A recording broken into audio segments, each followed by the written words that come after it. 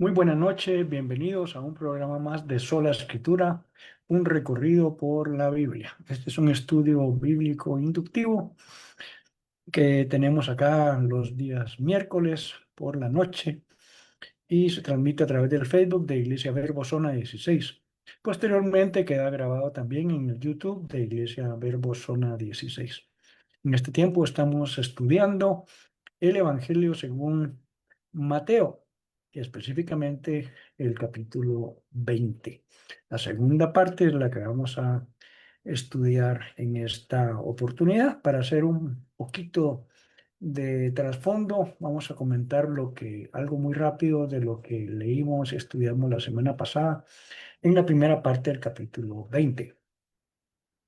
El Señor estaba hablando a sus discípulos de que los postreros, muchos de los postreros serán primeros y los primeros serán postreros, y les enseña una parábola de unos labradores que van a una viña a trabajar para remarcar este punto. Y también vimos la semana pasada que Jesús, eh, creo que sería bueno leer esto acá, o lo que vimos la semana pasada, déjenme nada más ver, ajá.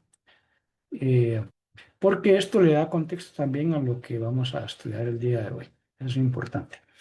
En el 20:17 al 19, que terminamos leyendo y comentando la semana pasada, eh, particularmente el versículo 17 es importante para conectar con lo que vamos a leer en un momento. Subiendo Jesús a Jerusalén, tomó a sus 12 discípulos aparte en el camino y les dijo: "He aquí subimos a Jerusalén, y el Hijo del Hombre será entregado a los principales sacerdotes y a los escribas, y le condenarán a muerte, y le entregarán a los gentiles para que le escarnezcan, le azoten y le crucifiquen, mas al tercer día resucitará". Todo esto estaba profetizado acerca del Mesías en una gran cantidad de versículos en el Antiguo Testamento. Por cierto, Mateo va a empezar a hacer mención justamente de esos llamados a las profecías de Isaías, de Jeremías, etcétera, de Zacarías.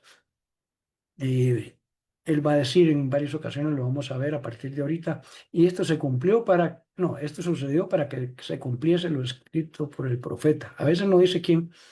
eh, Son referencias a esas cosas que desde mucho tiempo antes decían que el Mesías era necesario que muriera, ¿verdad? Eh, y que fuera entregado, y también que la forma en que iba a morir estaba descrita desde hacía muchos siglos, etcétera.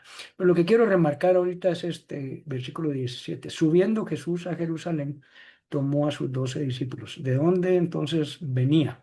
Vamos a poner aquí unos mapas que hemos mostrado en unas semanas anteriores. Ah, Primero este es un mapa general de toda la región de Israel en los tiempos de Jesús. Las diferentes ciudades y regiones están pintadas de diferente color. Y Jesús pasó una gran parte de su ministerio en Galilea, allá hacia arriba, en el norte. Abajo de eso estaba la región de Samaria, y posteriormente estaba la región de Judea. En Judea estaba Jerusalén. Entonces Jesús pasa la mayor parte de su ministerio en Galilea, y luego les dice: bueno, es tiempo de que vayamos a Jerusalén, pero no se va directo. Baja de Galilea hacia la región que ahí aparece nombrada como Perea. Perea significaba al otro lado, porque es la región al otro lado del Jordán. Usted ve ahí dos lagos, el de Galilea arriba y el del Mar Muerto abajo, y entre ambos corre aún el río Jordán, famoso, ¿no? Ahí se bautizó Jesús, y varias cosas históricas de la Biblia suceden ahí. Entonces, a la región que estaba al otro lado del Jordán, en nuestro mapa a la derecha, se llamaba Perea. Jesús pasó ahí, según los estudiosos y según otros evangelios. Por ejemplo, Juan dice que cuando les dijo vamos a Jerusalén, eh, era la fiesta de la dedicación, la cual es a finales de diciembre, tipo 25 de diciembre, y se quedó ahí varios días. básicamente varios meses. Ahora van a salir de Perea y van a ir a Jerusalén justo en la última semana de la vida y ministerio de Jesucristo. A partir de ahora empieza básicamente a correr un término de la última semana del Señor. Pero entonces viene de Perea, atraviesan el río Jordán, y vamos a ver también por qué dice ahí subamos a, a Jerusalén. Quiero mostrarle este otro mapa. Déjenme ver una cosa acá. Sí, este es un pequeño acercamiento de esa región, ¿verdad? Ahí está Perea y luego vamos a ver aquí este puntito que está remarcado aquí, que es Jericó, porque entre lo que vamos a leer hoy algo sucede. Entonces Jesús está viajando de Perea hacia la derecha, no, perdón, hacia la izquierda, digámoslo así, hacia el occidente y van rumbo a Jerusalén. Pasan el Jordán y van hacia Jerusalén. Y una cosa más, déjeme ver, todavía un acercamiento más. Sí, aquí se puede observar incluso algunos nombres de las ciudades famosas o que se van a ir mencionando ahorita. También lo que quería enseñarle, sí, es esta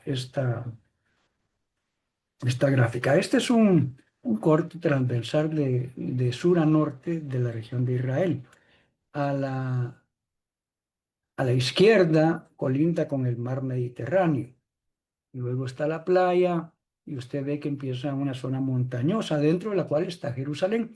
La semana pasada mencioné de que no está a muchos metros sobre el nivel del mar, o sea, es una zona montañosa, pero Jerusalén básicamente está a 774 metros sobre el nivel del mar. Para los que están aquí en Guatemala, para que tomen idea, Guatemala está a 1500, entonces está a medio camino en cuanto a altitud, ¿no? Escuintla creo que está a 500, ¿verdad? Eh, entonces, básicamente se le llamaba subir a Jerusalén porque estaba en una región montañosa, en una zona alta para ellos, ¿no? O sea, no es que fuera una gran altitud. Pero lo que quiero que vea acá también es, siguiendo un poquito a la derecha ahí, está el Mar Muerto y está la ciudad de Jericó, que acabamos de ver ahí ubicada en ese mapa. Eso está en una gran depresión que hay ahí en Israel. El Mar Muerto está a menos 397 metros bajo el nivel del mar. Ese es uno de los pocos lugares cabalmente tan profundos que existen en la tierra. Uno de ellos es el Mar Muerto. Jericó, por ejemplo, está a menos 252 metros bajo el nivel del mar. O sea, eso es una gran hondonada que hay ahí. Y entonces, obviamente, si vienen de menos 252 y van a subir hasta Jerusalén a 774, hay casi 1000 metros de diferencia. Y por eso ellos decían siempre subir a Jerusalén. Ellos están ahorita en la región de Perea, van a pasar el Jordán, van a llegar a Jericó y van a empezar a subir hacia Jerusalén en toda esta narrativa que vamos a ver el día de hoy. Así que hoy vamos a leer y estudiar del versículo 20. ¿Dónde está mi Biblia acá? Ya la encontré. Hasta el 34 en donde termina. Vamos a leer del 20. Déjeme ver una cosa acá. Hasta el 23 ahorita y vamos a analizar esta porción. Vea que aquí dice petición de Santiago y Juan y hay un pasaje paralelo. Le sugeriría que lo lea. Yo solo voy a comentar un par de cosas que añaden a nuestra narrativa. Está en Marcos 10, 35 al 45. Es un pasaje paralelo a esto que estamos estudiando hoy en la noche. 20 al 23. Entonces se le acercó la madre de los hijos de Zebedeo con sus hijos, postrándose ante él y pidiendo algo. 21. Él le dijo, ¿qué quieres? Ella le dijo, ordena que en tu reino se sienten estos dos hijos míos, el uno a tu derecha y el otro a tu izquierda. Entonces Jesús respondiendo dijo, no sabéis lo que pedís. y pregunta, ¿podéis beber del vaso que yo he de beber y ser bautizados con el bautismo con que yo soy bautizado? Y ellos dijeron, podemos. Él les dijo, a la verdad de mi vaso beberéis y con el bautismo con que yo soy bautizado seréis bautizados, pero el sentaros a mi derecha y a mi izquierda no es mío darlo, sino a aquellos para quienes está preparado por mi Padre. Vamos a poner aquí nuestra versión en paralelo y déjenme nada más hacer un cambio aquí en mi celular, rapidito.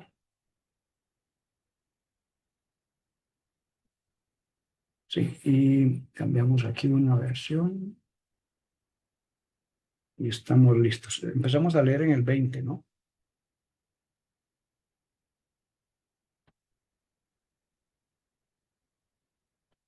Ujú. Ok, muy bien. Versículo 20. Dice en la narrativa de Mateo, entonces se le acercó la madre de los hijos de Zebedeo con sus hijos, postrándose ante él y pidiéndole algo. Eso es Reina Valera, ¿verdad?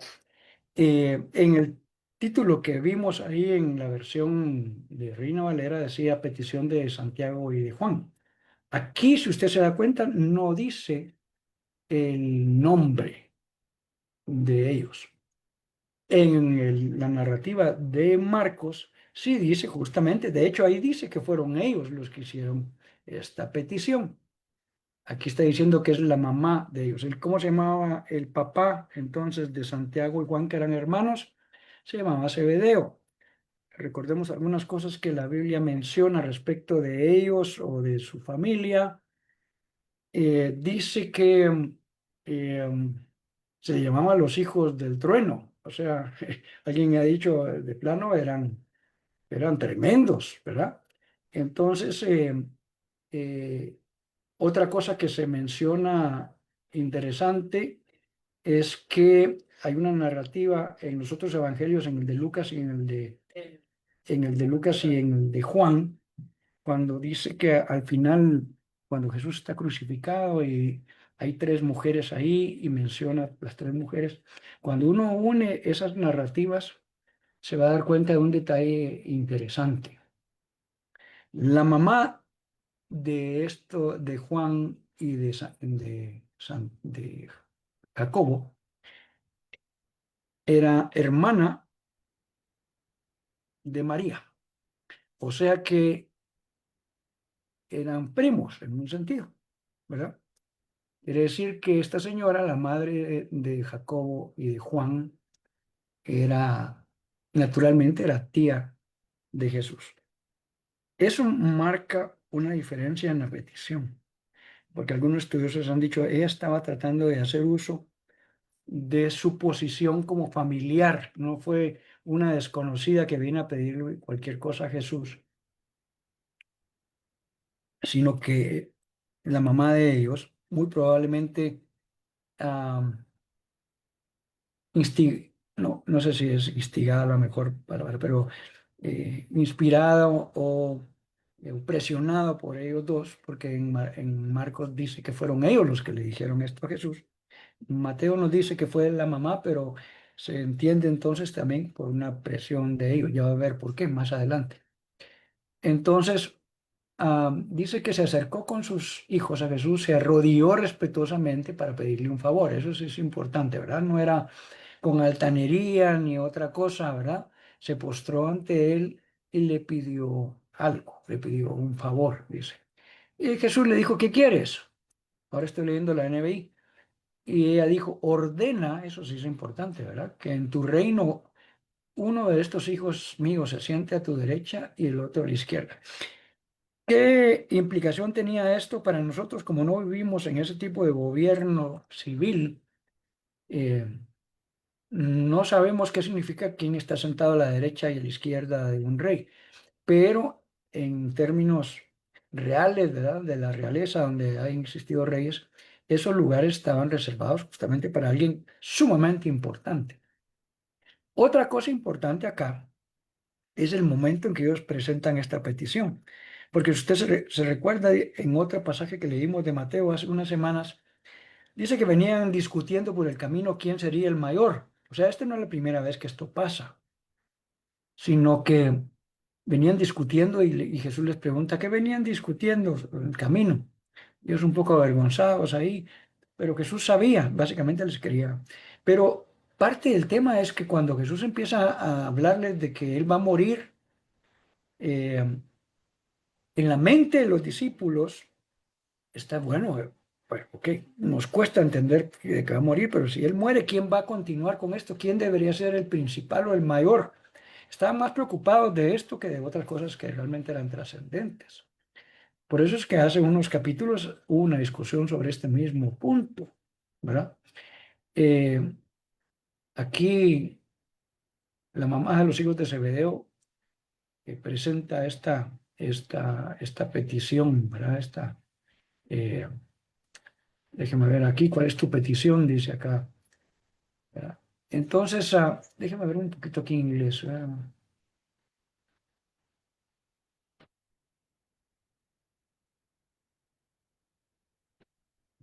Speech.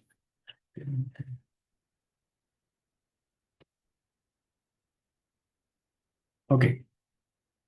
Entonces, le estaba pidiendo a Jesús una cosa realmente importante en el reino de Dios, ¿va? Que mis hijitos, voy a así llamarle en ese momento, está apelando por sus hijos. Mire, uno de papá quiere siempre lo mejor para sus hijos, ¿no?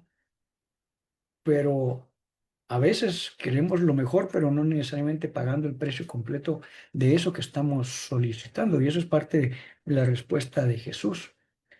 Porque a Jesús, incluso en varias ocasiones que se menciona esto de quién es el mayor en el reino de Dios, no les reprende decir, no, eso no es para ustedes, sino que en una oportunidad le dice, ok, el que quiera ser mayor en el reino de Dios debe ser como el que más sirve.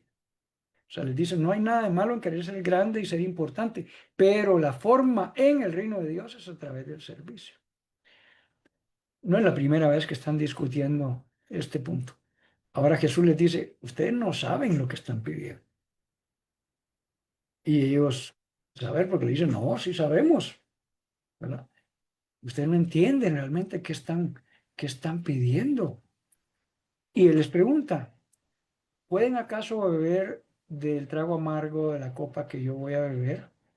Y aquí hay una cosa importante que voy a mencionar aquí. Sí podemos. No sé si usted ha sido cuenta que, a diferencia de Reina Valera añade, y ser bautizados con el bautismo con que yo soy bautizado, y ellos le dijeron, podemos. Esa frase, esa oración, bautizados con el bautismo con que yo soy bautizado, en los manuscritos más antiguos no aparece. Por eso es que las nuevas traducciones han obviado o a veces lo han puesto, pero han puesto un comentario.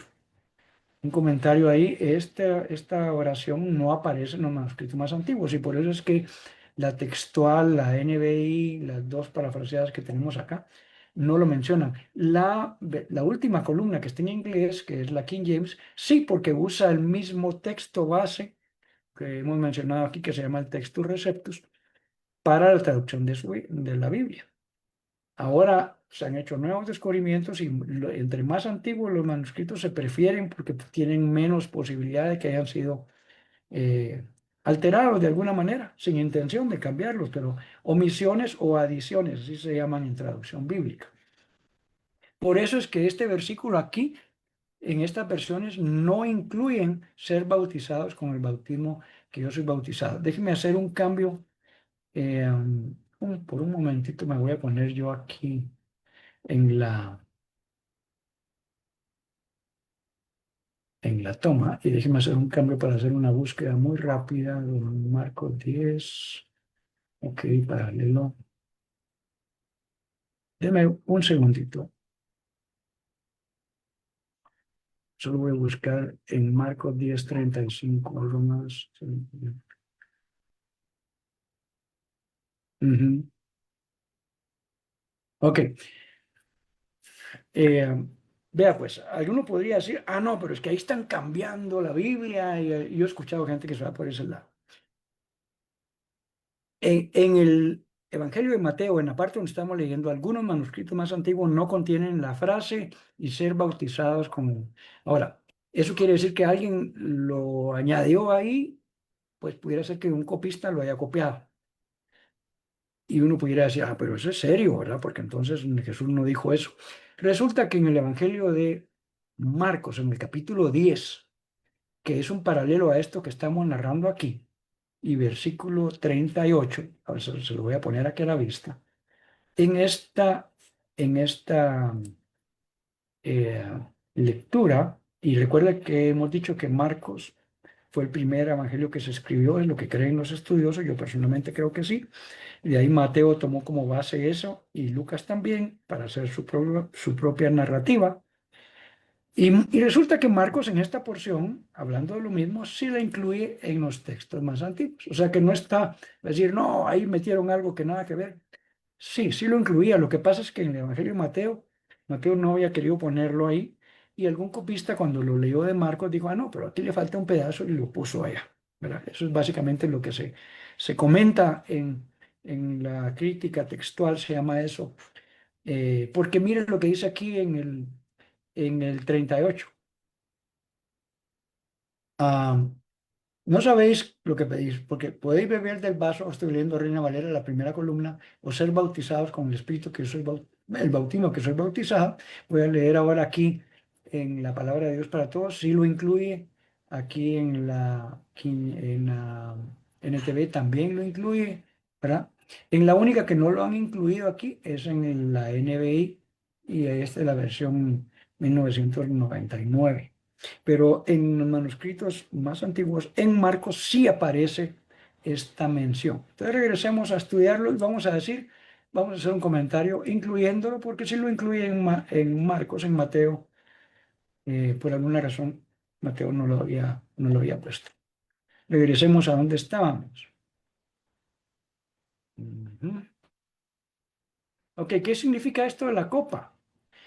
La copa en el Antiguo Testamento significaba en muchas ocasiones juicio. Por ejemplo, habían profetas que dicen, y Dios les dará a beber la copa de la ira. También así está en Apocalipsis, ¿verdad? Y significaba comúnmente juicio o castigo.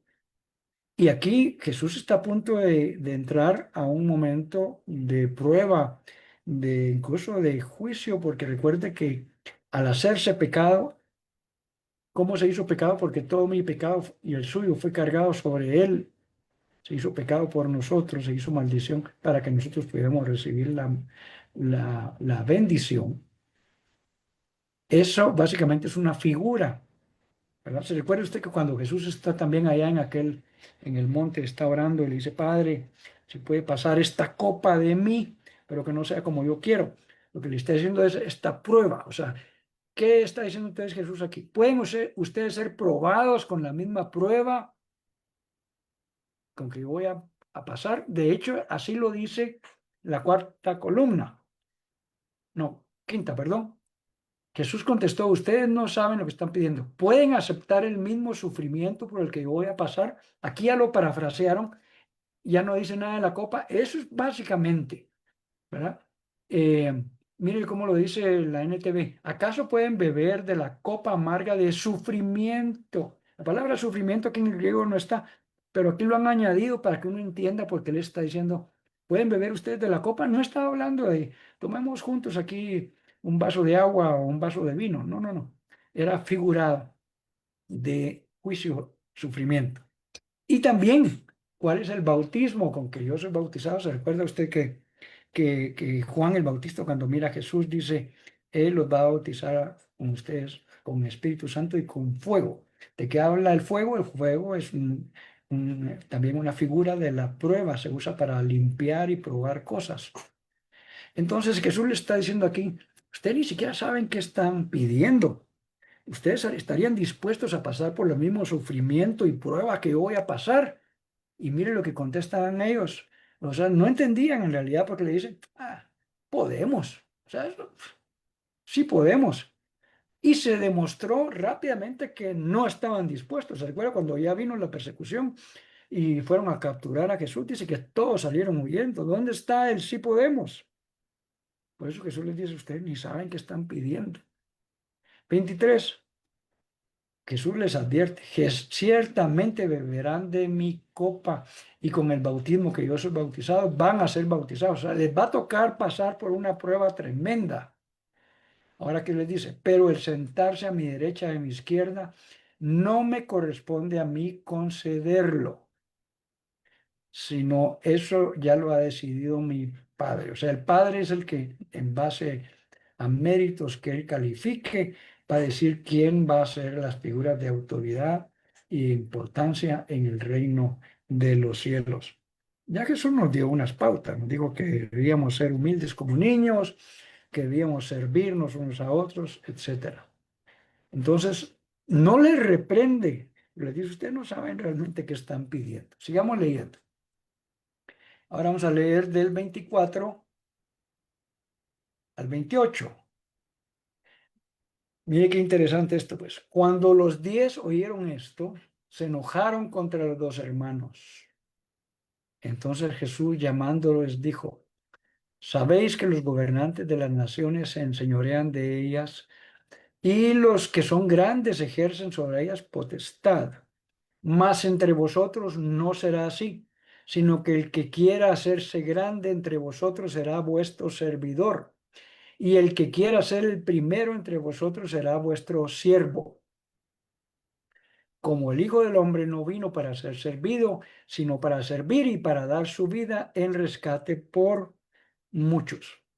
Vea de nuevo que Jesús no está reprendiendo el deseo de ser importante o mayor en el reino de los cielos, solamente está cambiándoles la perspectiva de cómo se obtiene eso. Para empezar, ya él dijo, eso es mi Padre Celestial el que va a decir allá, porque él conoce todo. Pero empecemos repasando ese pasaje. Cuando lo oyeron, los otros 10 se indignaron. ¿Por qué cree que se indignaron o se enojaron contra ellos?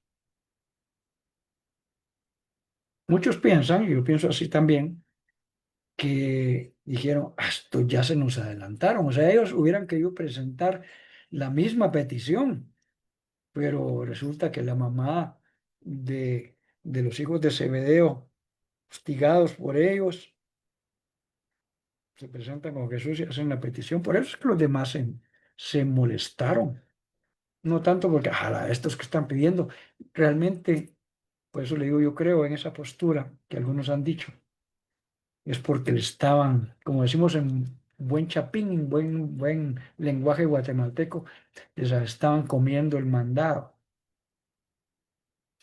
Jesús los llamó y les dijo, como ustedes saben, estoy leyendo NBI aquí en esta comparación, los gobernantes de las naciones oprimen a los súbditos y los altos oficiales abusan de su autoridad, ejercen autoridad, dice acá. Leámoslo en las parafraseadas, a ver cómo lo dice. Ustedes saben que los gobernantes de este mundo tratan a su pueblo con prepotencia y los funcionarios hacen alarde de su autoridad frente a los súbditos. ¿No le parece eso conocido? Eso no solo pasaba desde ese tiempo bíblico, sigue pasando hoy. La gente que está en funciones de gobierno, en lugar de servir a la gente, se sirven de la gente. Pero él les dice, pero entre ustedes no será así, no debe ser así. Él dice al contrario, o sea, es totalmente opuesto a lo que el mundo enseña, de que hay que pasar sobre cualquier persona si es necesario. Al contrario, el que quiera hacerse grande entre ustedes deberá ser el servidor. Aquí hay una cosa importante. Esta palabra que usan acá, usted la ha oído en ocasiones, es la palabra diácono. Es un ministro o un sirviente. Claro que suena más elegante, ¿verdad? Un ministro del Señor, pero lo que realmente somos sirvientes. Debe ser el que más sirve, dice. Ahora, esta función de un diácono era y es voluntaria. Fíjese pues. O sea que yo voluntariamente debo decir, yo voy a tomar la decisión de servir a los demás.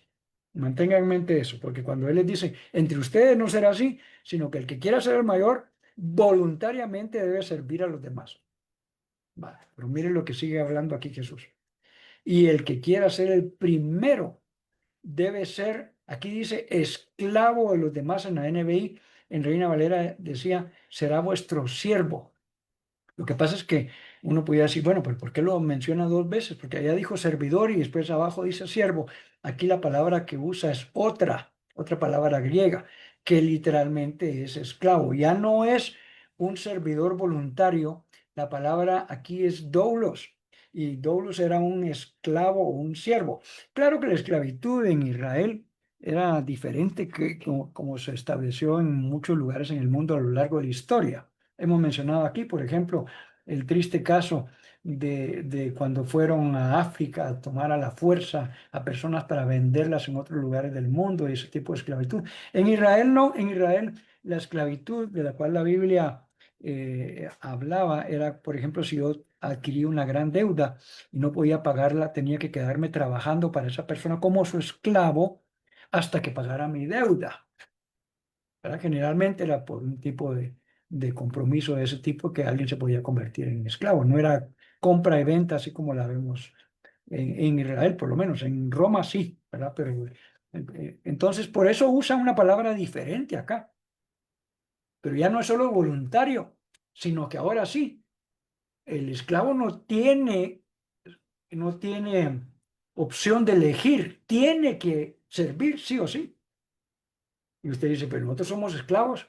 Si usted ve en el contexto bíblico, la Biblia dice que nosotros éramos esclavos del pecado, estábamos vendidos al pecado y Jesús tuvo que pagar con su propio vida y cuerpo el rescate para volvernos a tomar.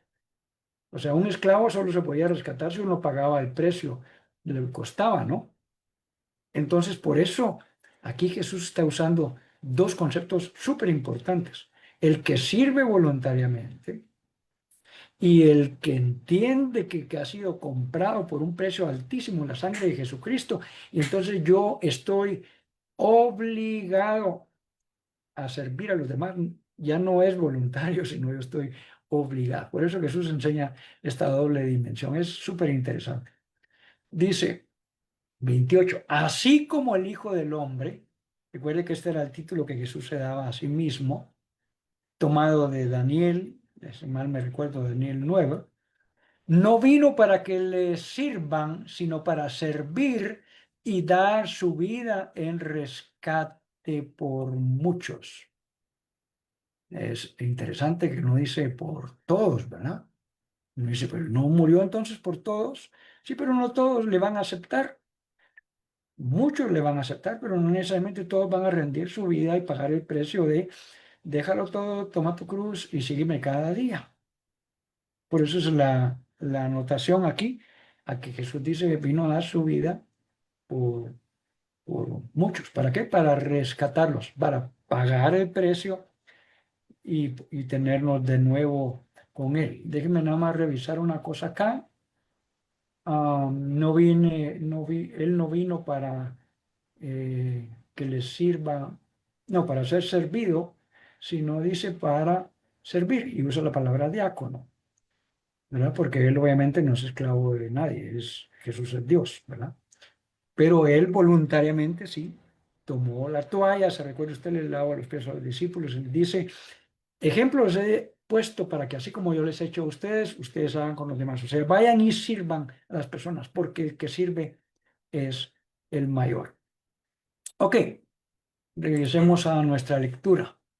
Este pasaje de hoy es sumamente interesante. El pasaje de hoy termina con una narrativa de dos ciegos que reciben la vista. Hay pasaje paralelo en eso en Marcos 10, 46 y 52 y Lucas 18, 35 al 43. Le aviso algo, en estos dos pasajes, en lugar de hablar de dos ciegos, se habla solo de uno. Eso no es necesariamente un error. En la narrativa del endemoniado Gadareno, en un evangelio dice que eran dos endemoniados, en otro dice que solo es uno. Y finalmente con este uno se entabla una comunicación. Muy probable que eso es lo mismo que haya sucedido aquí en esta narrativa. Realmente eran dos ciegos. Uno de ellos toma relevancia porque, déjeme ver, es en Marcos. En Marcos dice su nombre, dice que se llamaba Bartimeo. Y Marcos dice el hijo de Timeo, porque Marcos, como escribe su evangelio, para gente no judía, él en varias ocasiones tenía que explicar un poco algunas costumbres o nombres de algunas cosas que los judíos hablaban, porque su carta iba a ser enviada a creyentes que eran gentiles, no eran judíos, que vivían lejos de Jerusalén. Así que algunas costumbres y formas de hablar ellos no las iban a entender. Bartimeo, en el hebreo, la preposición bar significa hijo. Bartolo o Bartolomé es el hijo de Ptolomé. Y Bartimeo significa el hijo de Timeo. No dice su nombre propio ahora. Es como que a mí me dijeran Bar Emilio, porque mi papá se llamaba Emilio. Sí, está bien, es el hijo de Emilio, pero ¿cómo se llama el niño? Obviamente tenía un nombre propio, pero aquí nada más se menciona que era el hijo de Timeo. O finalmente le dijeron Bartimeo toda su vida. Eso pues es también aceptable en esta parte. En Lucas no se menciona el nombre de Bartimeo, pero le dice que era uno, no que eran dos, como está diciendo acá eh, Mateo. Ok, leamos y comentemos.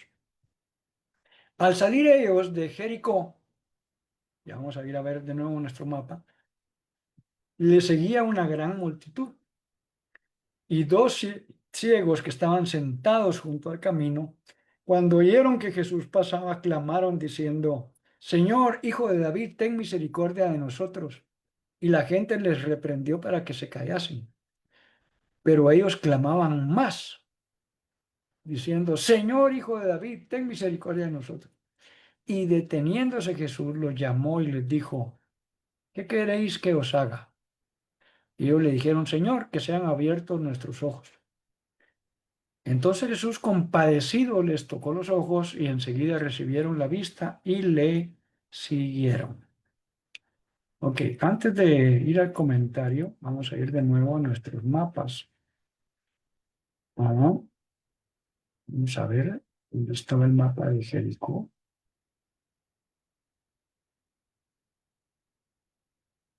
Ujú. Bueno, vamos a mostrar dos acá. Este es una toma más abierta, ¿verdad? Las regiones que hemos mencionado, Galilea, Samaria, Judea, Perea, mencionamos por ahí Decápolis, etcétera.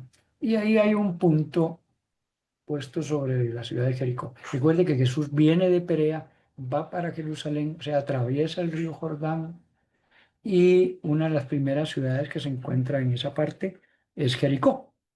Y uno pudiera decir, bueno, ¿qué importancia tiene Jericó? Usted recordará que cuando los israelitas iban rumbo a la tierra prometida, ah, se encuentran justamente con una gran ciudad. Voy a poner este otro mapa para ver un poquito más de acercamiento acá.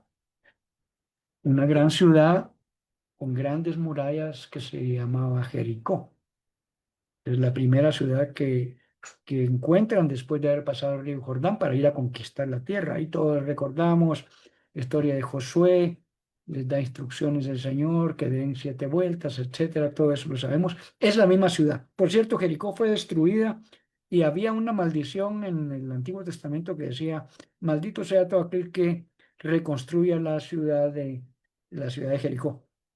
Aquí estamos oyendo que Jesús va a Jericó y no necesariamente en la ruina, ya la habían reconstruido, quiere decir que esa maldición le cayó a alguien, pero la ciudad fue de nuevo eh, reconstruida, ya no de la manera que estaba antes con grandes muros y todo lo demás, pero sí fue reconstruida y era una ciudad por donde la gente pasaba. Otra mención que hay es en la parábola del buen samaritano, ¿se recuerda usted? Que mencionan justamente que estos lugares y dice justamente que iban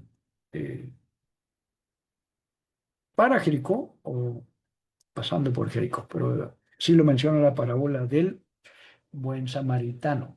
Entonces, Jesús se está dirigiendo ahora a Jerusalén. Mantenga por favor en mente esto, eso es muy importante en el resto de este estudio y lo que vamos a comentar respecto de la otra semana, porque ya pasó varios meses ahí en Perea y ahora se dirige a Jerusalén, rumbo a Jerusalén, podríamos decir ya prácticamente en los últimos días, antes de la última semana, porque pasan un par de cosas todavía antes de llegar a Jerusalén que no están narradas aquí en Mateo, sí las narra Juan, por ejemplo, que llega a la casa de Marta y María, y ahí está Lázaro, Silvia, etcétera. Varias cosas ahí pasan antes, o sea, esos son unos días antes de la última semana. La otra semana sí ya lo vamos a mencionar porque en el 21 se nos indica que Jesús va a entrar a Jerusalén, lo que se llama la entrada triunfal. Eso marca la última semana de Jesucristo. Y por cierto, hemos dicho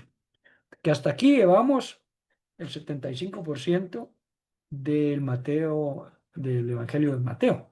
Mateo tiene 28 capítulos y entonces 20 capítulos narran el nacimiento, narran el ministerio de Jesús y Jesús está disponiéndose para ir a Jerusalén. Ahora los últimos 8, que es la, un poco más de la cuarta parte, eh, van a narrar la última semana y la resurrección de Jesucristo. También eso pasa en otros evangelios. Quiere decir que los evangelistas sabían que los hechos de la última semana son sumamente importantes, no solo por el cumplimiento de las profecías, sino porque debemos aprender a ver con detalle y con agradecimiento todo lo que pasó Jesús en la última semana de su ministerio y de su vida. Ok, analicemos este pasaje para ir terminando hoy.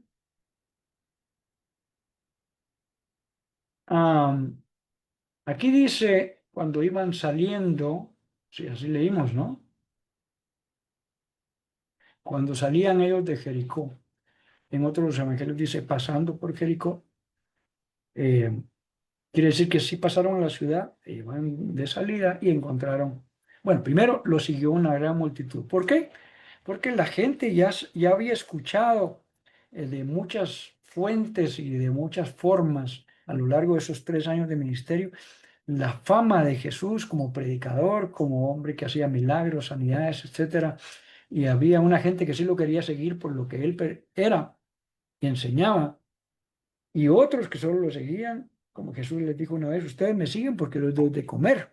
O sea, les hago milagros y cosas. Como quien dice, no estoy seguro si no hiciera todo eso, si me siguieran.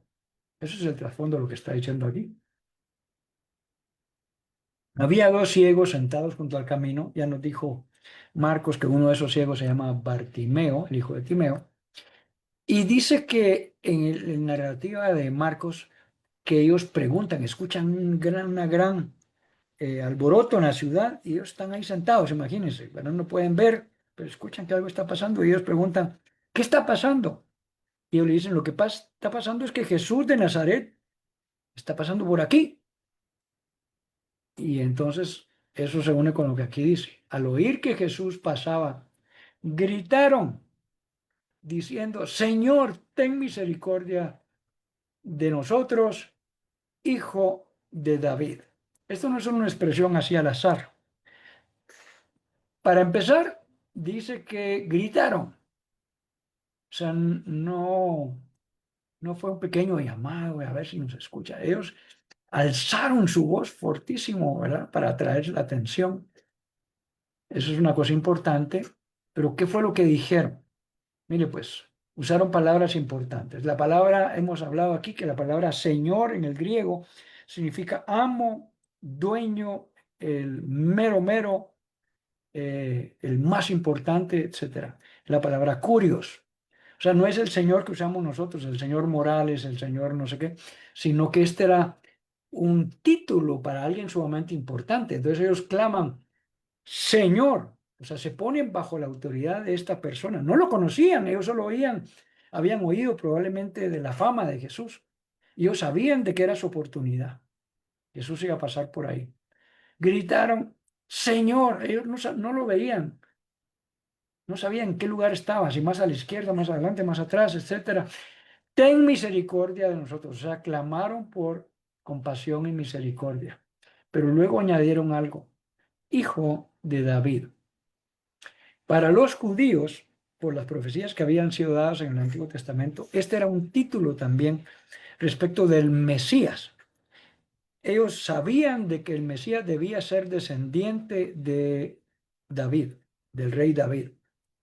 Entonces, ¿qué están diciendo ellos? Tú eres el dueño, el amo, pero también reconocemos que tú eres el Mesías. Eso estaban diciendo los ciegos. La gente que iba con ellos, algunos probablemente creían en Jesús, otros, como ya dije, tal vez solo andaban por un interés, pero estos están apelando al poder, están apelando a la jerarquía que tenía, porque ellos sabían que él era el Mesías. Ahora mira lo que pasa, la muchedumbre, esa multitud que le estaba siguiendo, dice que les reprendía para que se callaran, porque venían gritando. ¿Pero qué hicieron ellos? Dice, gritaban más, clamaban más, dice Reina Valera. Gritaban más, dice textual. Gritaban con más fuerza, gritaban aún más fuerte. O sea, ellos no se callaron, sino que ellos tenían una urgencia por lo que estaban pasando, ¿no? Toda su vida sin poder ver. Los que tenían sordos, mudos, ciegos, otras enfermedades eran despreciados en Israel, eran marginados, no tenían derecho a entrar al templo, ni siquiera acercarse, un montón de cosas. Entonces ellos están gritando más fuerte aún y vuelven a decir, Señor, Hijo de David, ten compasión de nosotros. Vuelven a hacer la misma petición usando los mismos atributos que le están dando, atribuyendo a Jesús. Ahora mire lo que pasa. Jesús se detuvo y lo llamó, ¿verdad? Deteniéndose Jesús, lo llamó, dice, ¿verdad? En las parafrases dicen, cuando Jesús los oyó, se detuvo y lo llamó. Y no sé si a usted le llama la atención esta pregunta. ¿Qué quieres que os haga? ¿Usted piensa que Jesús no sabía si estaban ciegos? Bueno, algunas personas parecen tener vista, ¿verdad? Sus ojos no necesariamente están cerrados. eh, pero cuando Jesús pregunta algo, más bien voy a decir de esta más amplio, cuando Dios pregunta algo, no es porque Dios no sepa. Cuando Dios le pregunta a Adán y Eva, ¿acaso comieron de la fruta que les dije que no comieran? ¿Usted cree que ellos lo habían hecho tan en secreto que Dios no se había dado cuenta? Él quería escuchar su respuesta. Cuando Caín mata a Abel y le dice, ¿qué has hecho con tu hermano? Siempre que Dios pregunta algo, y Jesús es Dios, no es porque no sepa, Él lo sabe todo, pero Él quiere ver la respuesta de la persona, si quiere ver si tiene la actitud correcta, el corazón humillado, etcétera. Porque uno diría, pues es evidente que no miran, pues, porque les pregunta. Probablemente pudo haber sido evidente. Como no estuvimos ahí, no sabemos cómo se veían, cómo lucían los ojos de estos dos. Estamos simplemente elucubrando aquí, pensando en voz alta, sospechando, diría alguien, ¿verdad? Pero él quería realmente escuchar su petición, porque aquí no han dicho cuál es el problema. Él les dice, ¿qué quieren que haga por ustedes? De hecho, a otros a veces les preguntan, ¿ustedes creen que puedo hacerlo? Ahí está queriendo ir más profundo al corazón del hombre, ¿verdad? Y ellos dijeron, 33, Señor, queremos recibir la vista. O sea, su prioridad, en el caso de ellos, estaba puesta en que habían sido ciegos. Déjenme ver una cosa acá. No, creo que no lo dice en Mateo, por lo menos. Ah, voy a leerlo y voy a comentar la otra semana al empezar. No sé si mencionan si eran ciegos de nacimiento, ¿verdad? Hay unos que nacieron así y hay otros que se entiende que habían perdido la vista en los diferentes ciegos que Jesús sana. Vamos a buscar a ver si puedo hacer un comentario la otra semana. Ok, ellos dicen, queremos recibir la vista, queremos ver. Jesús entonces se compadeció de ellos, tuvo misericordia de ellos. Eh, esta palabra significa sentir empatía, sentir lo mismo, ¿verdad? Eso es una cosa importante. Como quien dice, se puso en los zapatos de esa persona. Esa es la verdadera misericordia, no es solo tener lástima de alguien. La Biblia no habla de tener lástima de personas, habla de poder sentir lo mismo que esta persona tiene y necesita. Entonces dice, se compadeció de ellos y les tocó los ojos. Creo que sí vamos a ir ahora en la noche a Marcos y a Lucas, a ver si nos añaden un par de cosas acá. Porque en otras oportunidades Jesús solamente dijo una palabra y las personas fueron sanas. En otras oportunidades les puso las manos, o sea, los tocó. En otras oportunidades, ¿se recuerda a un ciego? Que Jesús se pone a hacer lodo con su saliva y se lo pone en los ojos y le dice que se vaya a lavar. O sea, Jesús no tenía un método. Nosotros, humanamente, actual, en este tiempo, somos muy dados a ser muy metodológicos y a copiar, hablar de cierta manera porque otros hablan así, a hacerlo así porque yo vi que así se hacía, o porque Jesús no tenía un método, nunca sanó a las personas de manera similar, igual. Eso sí, todos recibieron el toque que recibían, ¿no? Ya vamos a ir a Mateo, perdón, a Marcos y a Lucas, porque creo que sí nos va a añadir un par de cosas extra. Me dice, tocó sus ojos y al instante recobraron la vista. Y eso es importante. Y lo siguieron. O sea, al instante, o sea, en el momento. Yo he escuchado a personas que, bueno, primero, algunos no creen que el poder y las obras del Espíritu Santo están vigentes para hoy. Personalmente, yo disiento con estas personas. Yo he sido testigo de la manifestación del poder de Dios en mi vida, en la vida de otros, de milagros, sanidades. Con mis propios ojos he podido ser testigo de eso, no es que me lo hayan contado, yo he visto muchas cosas, creo que el poder de Dios sí, pero algunos críticos de esto dicen, pero mire, ¿por qué los que sanan ahora o los que oran por sanidad no lo hacen idéntico como Jesús que dice aquí al instante? Yo acabo de decir ahora que Jesús tiene sus métodos, a veces lo hace en el momentito y a veces no. ¿Qué hora es? Me queda un momentito para contarle un testimonio de algo que pasó en lo que nosotros llamamos iglesias en hogar, que son grupos pequeños. Hace años asistí a una familia, el papá y sus hijos estaban separados con la mamá, lastimosamente, pero él llegaba siempre a la iglesia en lugar con sus tres hijos pequeños. Y el más pequeño, de repente, eso nos enteramos después, ¿no?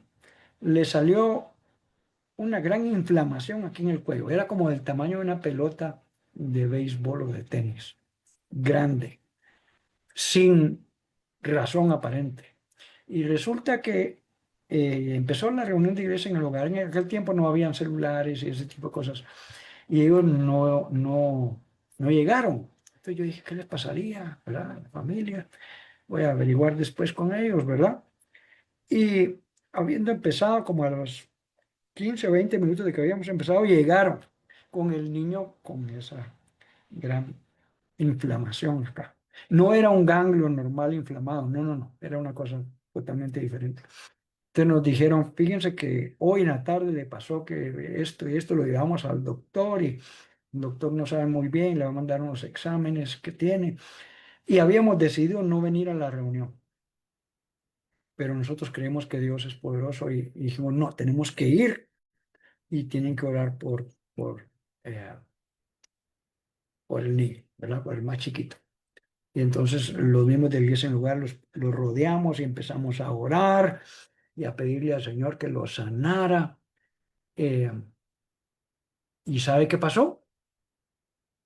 En el momento, en el instante, no pasó nada. Y entonces los críticos de estas cosas, cristianos estoy hablando, no estoy hablando de no creyentes, dicen, ya vio, son falsos sanadores, no sé qué. Yo personalmente disiento muchísimo en ellos. Probablemente pueda escuchar otro tipo de enseñanzas de estas personas, pero en eso no. Y entonces yo les dije, bueno, ya hemos orado. Yo personalmente creo que no es muy conveniente que el niño se quede hoy a toda la reunión. Creo que sería mejor que regresaran a casa. Vivían a una cuadra de ahí, o sea, no estoy enviando de regreso a saber ni a dónde, pero creo que mejor te conviene que el nene regrese a la casa y descanse, a ver qué les dice el doctor. Yo tenía una gran expectativa, le quiero confesar, de que Dios lo iba a sanar. Por cierto, yo quería ver, y yo estaban orando los hermanos, y yo dije, ahorita se le va a deshacer esa cosa. Y no pasó, y cuando no pasó, yo estaba no reclamándole al Señor, pero Señor, yo creí que tú lo ibas a hacer ahorita, pero no pasó. Está bien, se fueron, pasaron como unos 3 minutos, y de repente regresaron y estaban somatando la puerta. Y yo dije, ¿qué pasó? Algo mal. Pensé que algo malo les había pasado. Y abrimos la puerta y entraron corriendo y nos dicen, miren hermanos, miren lo que pasó. Y todos fuimos testigos en ese momento de ver el cuello del niño totalmente sano. No pasó al instante, pero pasó en menos de 3 minutos y estos ojos que un día verán al Señor fueron testigos. A lo mejor Dios no nos permitió verlo en el momentito, pero por eso lo decía yo he sido testigo de muchas grandes cosas que el Señor ha hecho en mi vida o a través de mi vida o en otros, ¿verdad? Lo importante acá es que dice recobraron la vista. En este milagro fue instantáneo, ¿no? Y dice que, y esto es sumamente importante, porque hay gente que recibe un favor de Dios y luego se le olvida que Dios les dio su bendición y tuvo misericordia de ellos y ya no le siguen. Qué tristeza, ¿no? Como aquellos 10 leprosos que pidieron a Jesús y él les dijo, bueno, vayan allá y preséntense con el sacerdote y lo demás. Y cuando iban en el camino, dice, ahí no fue en el instante, vea, cuando iban en el camino fueron sanados y solo dos regresaron, ¿no? Sí, regresaron a darle gracias a Jesús y Jesús le dice, bueno, no eran 10 pues, y los otros. Que Dios nos guarde de tener un corazón así como esos 8 que no regresaron a agradecer y a servir a Jesús. Estos dos ciegos, dice que cuando recobraron la vista, lo primero que hicieron fue ir con Jesús y seguirle. Quiero mostrarles rapidito Marcos 10, 46, 52. Solo vamos a ver si nos añade algo.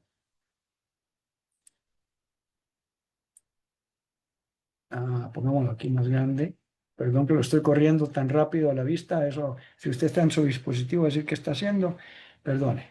Ok, vamos a ver. Que era Jesús. En confianza, levántate, te llama. Y él dijo, hermano, se levantó. ¿Qué quieres que te haga? Ha hecho que recobre la vista. Que hay un dato interesante. Vete, tu fe te ha salvado. ¿Qué es lo que ellos pidieron? Lo que necesitamos es que nos sanes. Pero mire, lo que el hombre realmente necesita, al final de cuentas, no es solo sanidad física, es que Dios le pueda salvar y que no pase usted una eternidad sin Cristo. Ahora, la misma palabra que se usa aquí para sanar y salvar, hemos comentado esto, es la misma. En griego la palabra soso. En ocasiones se traduce salvar y en ocasiones se traduce también sanar. Él fue sanado, pero también recibió algo en su espíritu y realmente fue salvado. Dice, tu fe te ha salvado. Y enseguida recobró la vista y seguía a Jesús en el camino. ¿Cuál era el otro? Lucas 18, 35 al 43. Y con eso vamos a cerrar hoy. Lucas 18. Perdón, voy a correr el scroll. A ver si nos añade algo más, Lucas. Jericó, acercándose Jesús a Jericó, dice acá. Y le dijeron, es Jesús Nazareno, en misericordia, lo callaron, mandó a traerle su presencia, le preguntó, ¿qué quieres que te haga? Que recobre la vista. Jesús le dijo primero, recíbela, tu fe te ha salvado. Por cierto, no sé si se ha dado cuenta que aquí no dice ni en Marcos que él le tocó. Entonces sí le tocó, ellos obvian esta parte. Él tocó sus ojos, no solo dijo la palabra, sino tocó sus ojos. Y aquí dice, recíbela, tu fe te ha otra vez salvado. O sea que primero, aquí podemos deducir esto. Primero fue salvado, y mire lo que dice el 43, y luego vio. Primero fue salvado en su espíritu, y luego fue sanado. La palabra soso se aplicó aquí en los dos ámbitos. Y le seguía glorificando a Dios. Eso no dice nosotros, ¿verdad? Y todo el pueblo cuando vio aquello dio alabanzas a Dios. Vamos a terminar despidiendo y saludando a las personas que hoy han estado amablemente con nosotros, que siguen este programa semana tras semana. A Silvia Carolina Acevedo, gracias por tu saludo, Silvita, y a su hijo Christopher Acevedo. A Mimi Aragón también y su hija que están allá en casa. Gracias por tu saludo. Am, Les queremos animar a que la otra semana, bueno, quiero saludar también a Chusita que está en el Zoom. La otra semana vamos a entrar en la última semana justamente de Jesús, a partir del el capítulo 21 de Mateo, se nos narra ya el ingreso a Jerusalén y todo lo que va a suceder. Prepárese porque vamos a retar nuestro entendimiento de qué cosas pasaron y qué días pasaron. Nos han dicho tradicionalmente ciertos días en la última semana de Jesús. Y aquí vamos a estudiar. Este estudio se llama Sola Escritura porque pretendemos que la Escritura interprete la Escritura. O sea, no es porque yo pienso, sino que si la Biblia dice, y lo dice aquí muy claro y lo explicamos, es muy probable que lo que nos han narrado de la secuencia de cosas y los días que esas cosas pasaron en la última semana no sean necesariamente o totalmente ciertos. Prepárese porque vamos a ir analizando algunas cosas. Al leer y desmenuzar aquí la palabra vamos a encontrar algunos detalles que a lo mejor no nos han contado o nos los contaron de otra manera. Así que se va a poner bueno esto la otra semana. Bendiciones para todos. Esperamos verlos el otro miércoles si el Señor lo permite. Feliz noche.